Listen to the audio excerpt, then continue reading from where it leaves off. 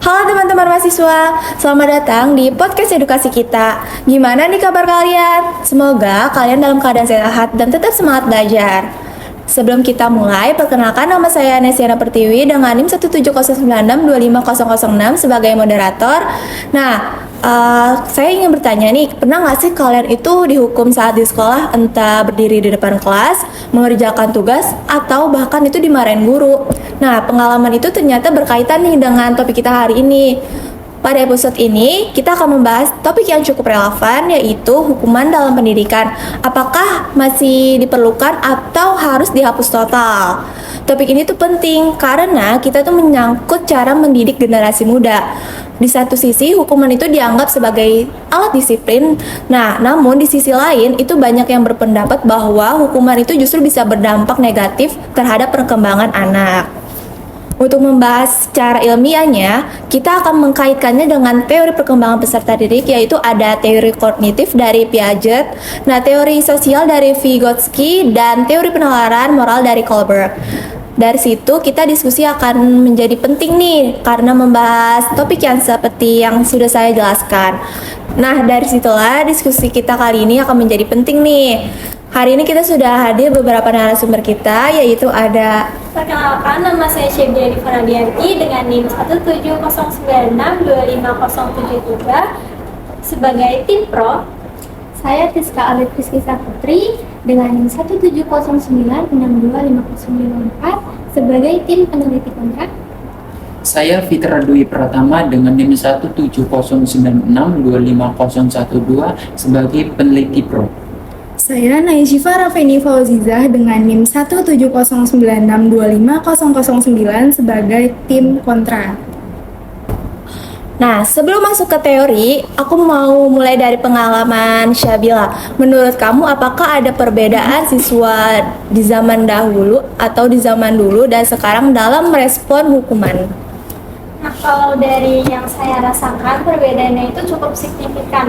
Dulu itu kita punya rasa segan yang besar terhadap guru, bahkan kadang bercampur dengan rasa takut. Kalau melanggar peraturan atau aturan, konsekuensinya itu jelas.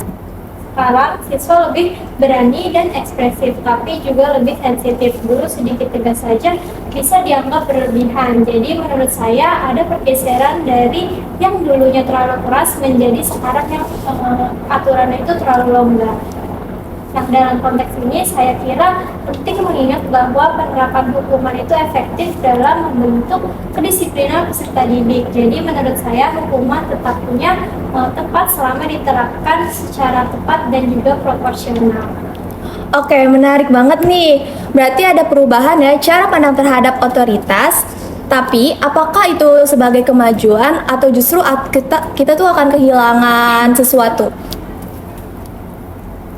Nah, kalau menurut saya ini bukan soal tentang kehilangan saja, tetapi lebih ke perubahan ke arah yang lebih sadar terlebih dahulu. Nah, seperti yang kita tahu, pada zaman dahulu seorang anak ini tuh patuh terhadap guru itu karena memiliki rasa takut kepada seorang guru. Tetapi pada zaman sekarang, anak itu mulai berani bertanya dan juga mempertanyakan di kelas. Jadi menurut saya hal ini tuh baik karena pendidikan bukan hanya tentang kepatuhan saja, tetapi juga tentang kesadaran dan juga pemahaman bagi seorang anak tersebut. Nah, kalau dilihat dari kebijakan dan juga penelitian terbaru, arahnya tuh memang ke sana. Misalnya dari studi Nasution dan kawan-kawan tahun 2025 di Paramita, dijelaskan bahwa program sekolah ramah anak ini berhasil mengurangi frekuensi dan juga intensitas hukuman fisik. Yang dimana artinya menurut saya, pendidikan saat ini tuh sedang bergerak dari budaya takut menuju pendekatan yang lebih melindungi dan juga menghargai anak-anak tersebut. Ya, betul seperti yang dikatakan oleh Nasyifa.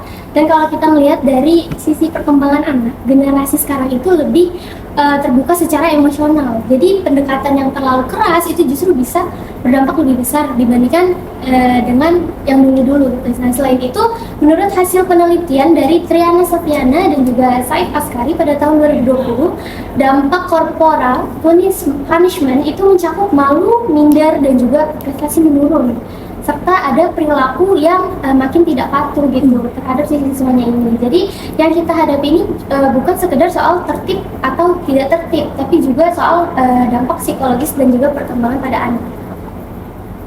Saya juga setuju ya, tapi tetap harus ada batas. Kalau terlalu longgar, kelas itu bisa menjadi tidak kondusif. Jadi menurut saya perubahan itu harus diimbangi dengan struktur yang jelas. Sanksi di lingkungan sekolah juga tetap bisa diberikan, tetapi tidak boleh melukai anak secara fisik, mental, atau sosial. Jadi intinya bukan menghapus hukuman, melainkan menempatkan secara tepat.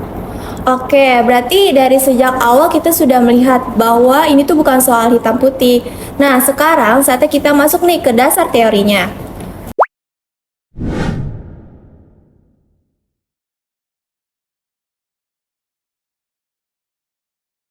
Dasar teorinya itu bagian yang paling penting nih, sebab kalau kita bicara soal hukum dalam pendidikan, kita tidak boleh berhenti di level setuju atau tidak setuju. Nah, kita harus melihat bagaimana teori perkembangan peserta didik menjelaskan efeknya terhadap perilaku, moral, dan kesehatan psikologis anak. Oke, Fitra, silakan mulai dari perspektif teori perilaku.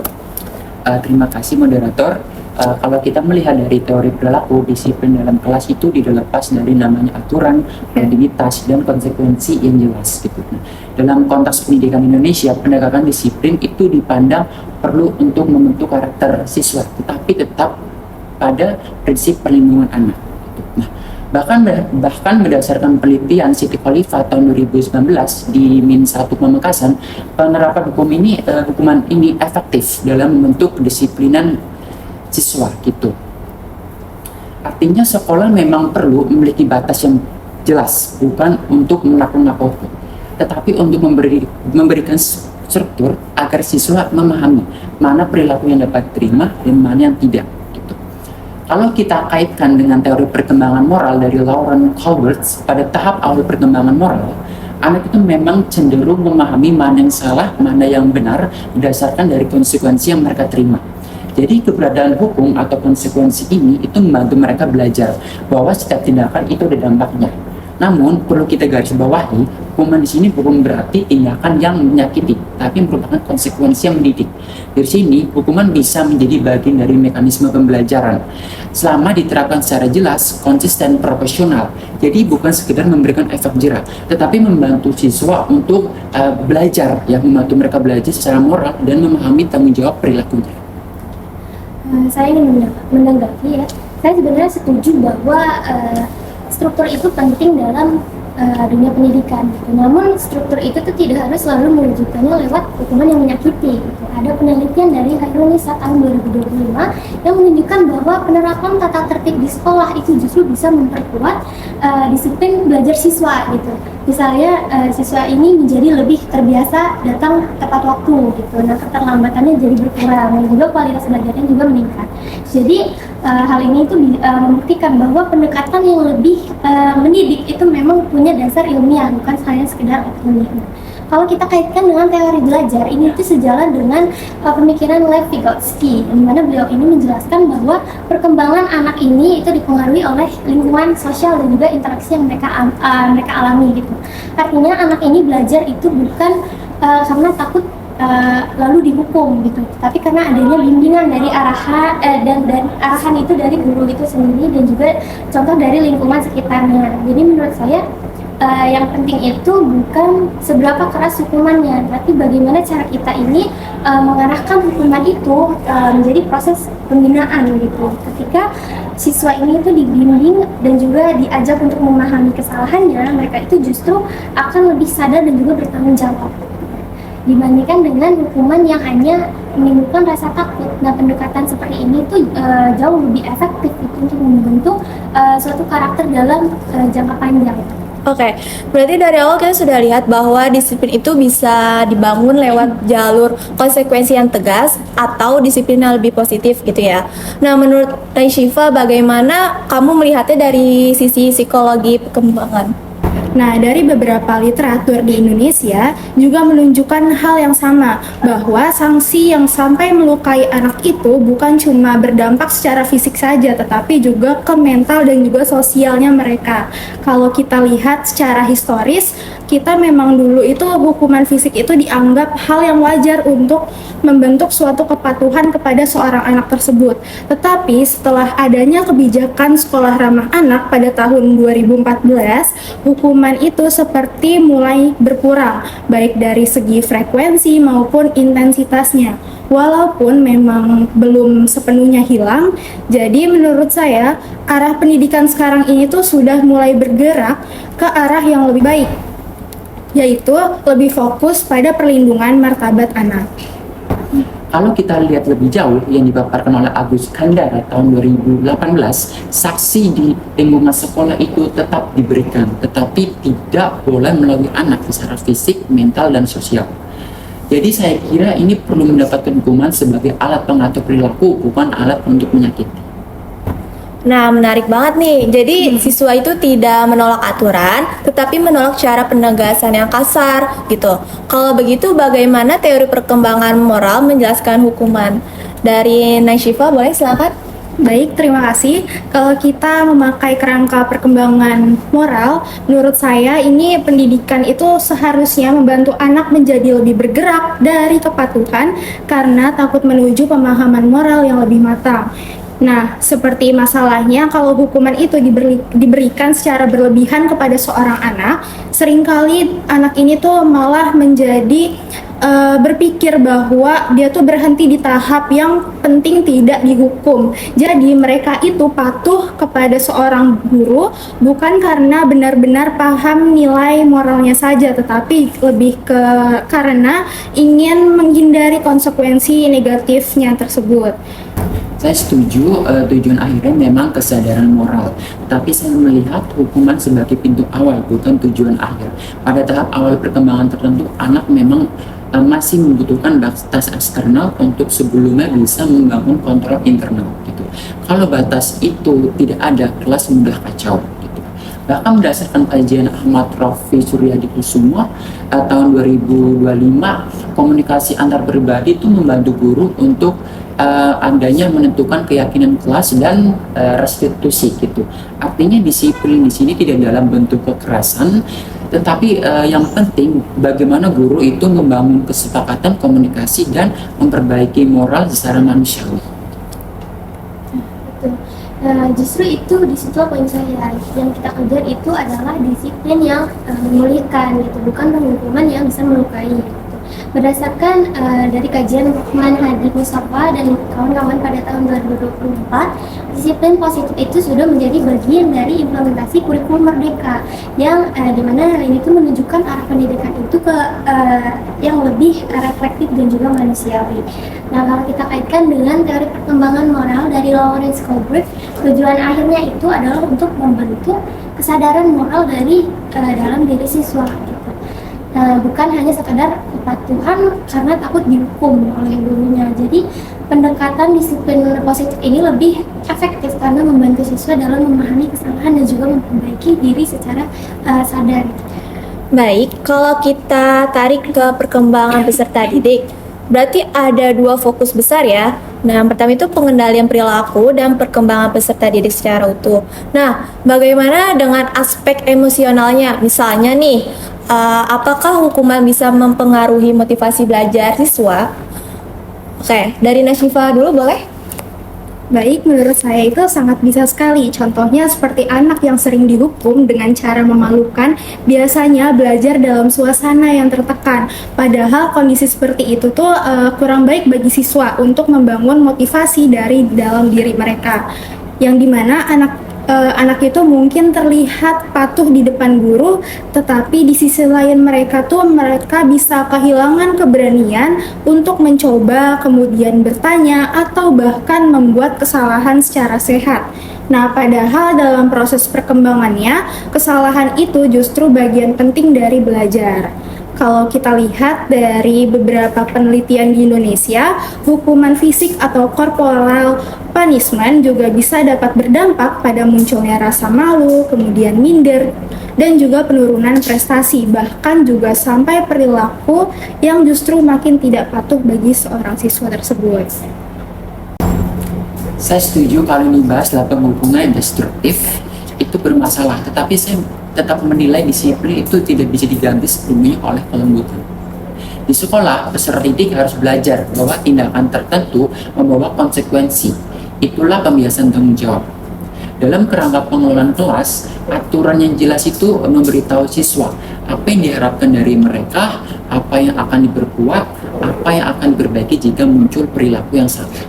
Oke, baik. Jadi kita bisa simpulkan nih buat sementara bahwa teori perilaku menekankan struktur dan konsekuensi. Nah, sementara pendekatan perkembangan dan disiplin positif menekankan martabat, kesadaran, dan pertumbuhan internal.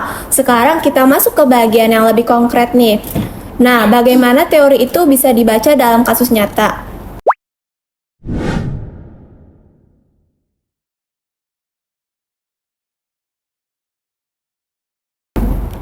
Oke, nah sekarang kita masuk ke kasus nyata yang paling sering memunculkan perdebatan, yaitu bullying di sekolah. Nah, kasus ini tuh kecil, tapi bullying itu menyangkut korban, pelaku iklim, sekolah, dan rasa aman seluruh komunitas belajar. Nah, untuk Syabila, kalau ada kasus seperti ini, menurut kamu itu apa sih hukuman yang masih perlu diadakan?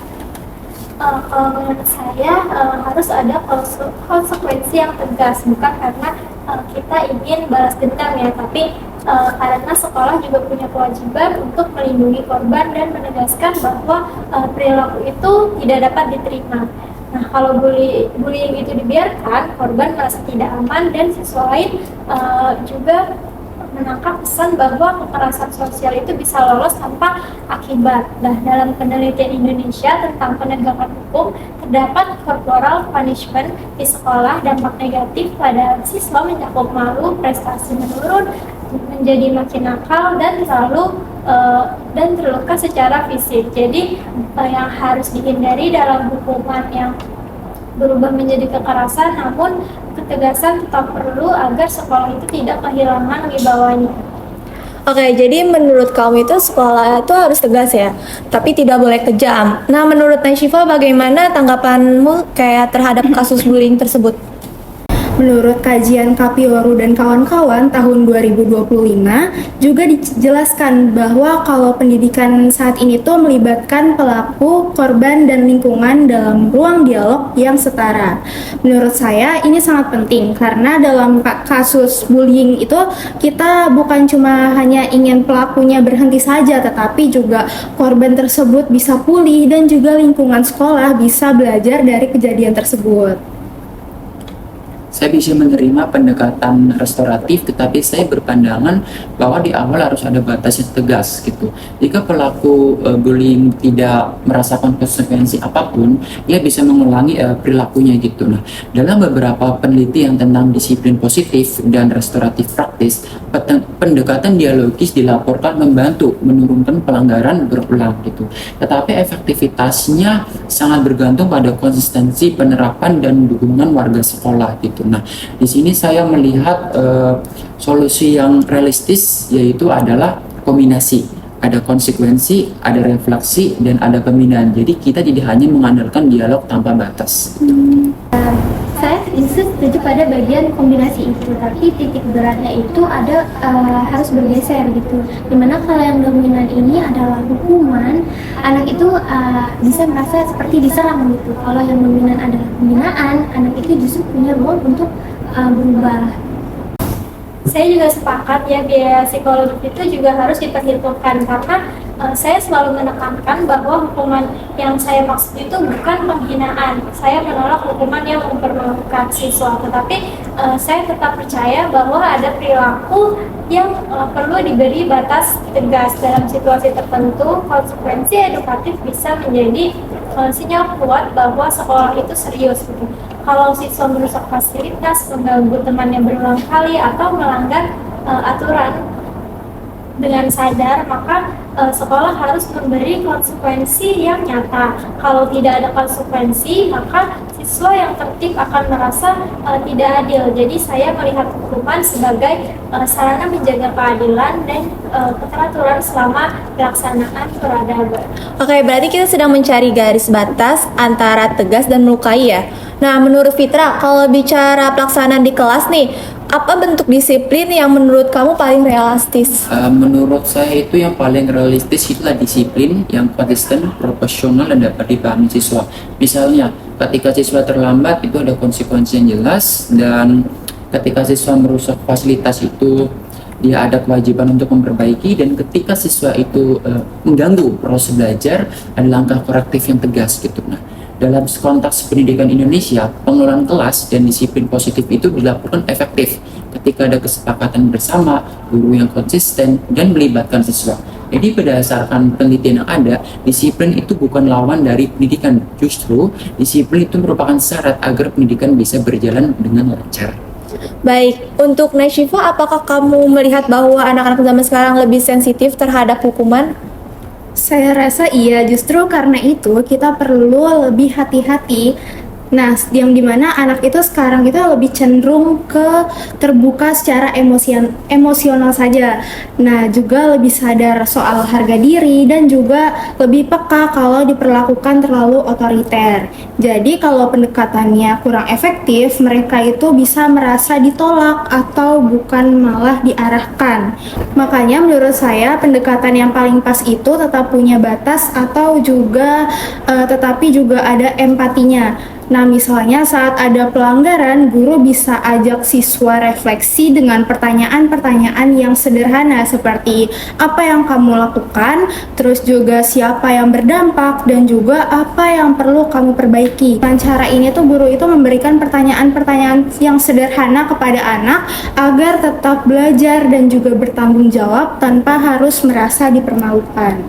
Saya setuju bahwa dialog itu penting, tapi dialog saja itu tidak selalu cukup. Ada anak yang baru sadar setelah ada konsekuensi yang jelas. Dalam situasi seperti itu, hukuman edukatif bisa menjadi sinyal kuat bahwa sekolah itu serius.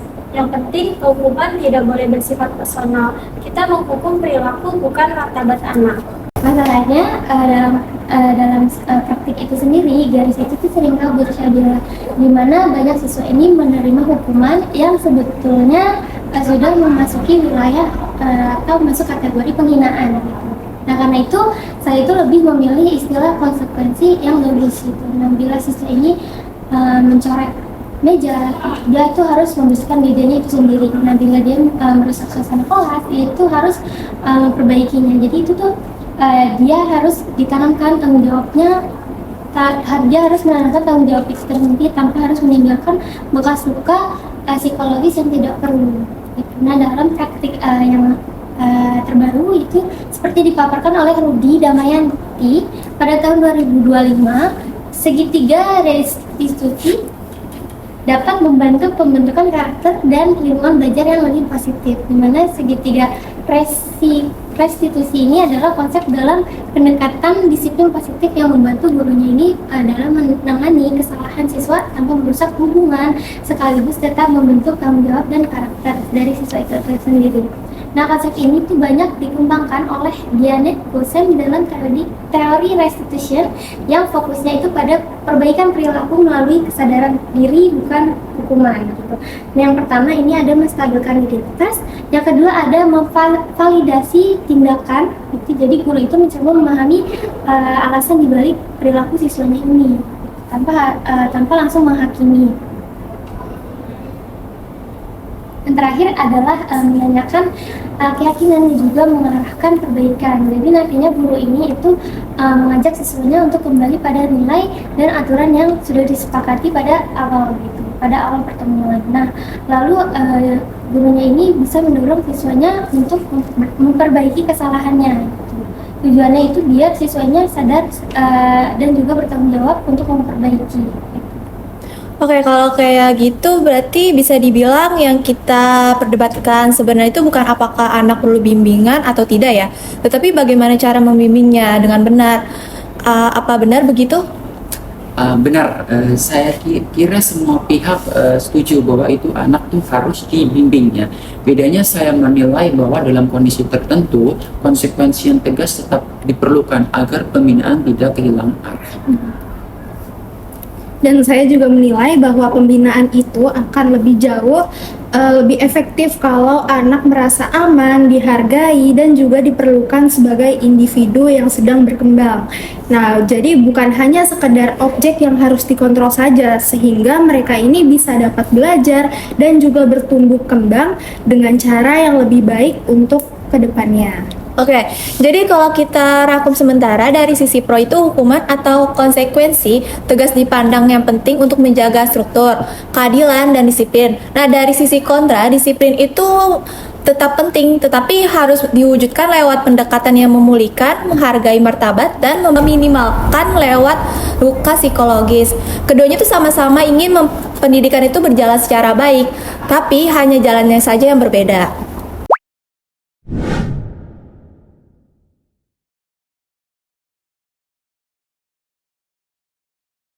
Oke, kita lanjut ya. Ini diskusi yang paling luar biasa nih. Nah, tepuk tangan dulu dong. Oke, kita sudah melihat bahwa perdebatan dari sisi perilaku psikologi ini atau hingga praktis. Nah, kalau dari Fitra dan Alit sebagai peneliti ya kalian ya, apa sih kesimpulan akhir dari diskusi topik kita hari ini? Saksi itu tetap diperlukan sebagai struktur pendukung perkembangan karakter siswa. Namun harus diberikan itu secara objektif dan tanpa kekerasan. Dan sanksi itu sendiri itu seharusnya bisa membuat siswa ini sadar dari dalam dirinya sendiri dan kemauannya sendiri, bukan cuma takut gitu. Jadi yang diutamakan adalah memperbaiki karakternya, bukan malah menjatuhkan dari mental si anak ini tersendiri. Luar biasa banget nih. Jadi intinya adalah transformasi dari hukuman represif menuju sanksi yang edukatif. Oke, sebelumnya terima kasih untuk Syabila, Alit, Fitra, dan Nasyifa yang sudah menjadi narasumber kita hari ini. Nah, saya sebagai moderator pamit undur diri dan sampai jumpa. Terima kasih semuanya.